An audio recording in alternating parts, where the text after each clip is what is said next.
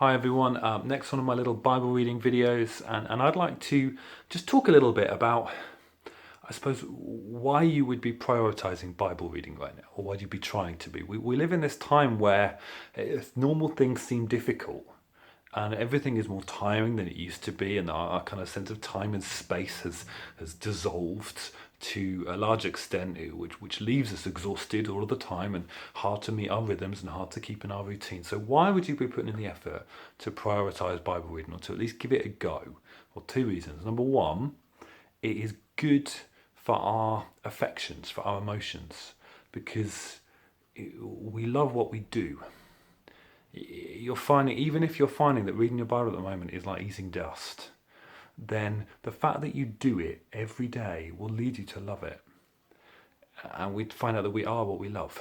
The things that we love, which are the things that we do, turn out to be essentially what we are. And Psalm 119 says that a love for Jesus is a love for his words. Psalm 129 says, "How precious to me are your thoughts, O God." Those of us who love Jesus will find that we love his words.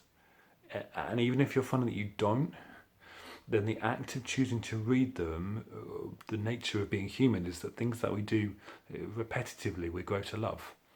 And we will find that our love for Jesus grows as we do it more, as we read the Bible more, as we engage with it more, as we try our best. At the same time, always remembering that our performance does not dictate how he feels about us. This is about how we feel about him. But our performance doesn't dictate how he feels about us. He loves us with a perfect love. He loves us because he chooses to, because he is self-giving love, and that is what it is to be God, and he always will love you. The Father is for you in everything that you do, whether or not you're managing to read your Bible at the moment.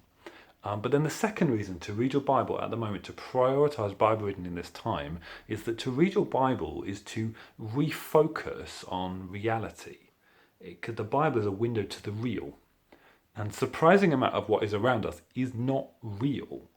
We're mixed up with the structures of our culture and the demonic influences on our culture, and the nature of the world and the life that we live in, and its structures, and all of these different things, that they're there, but they're not ultimate reality.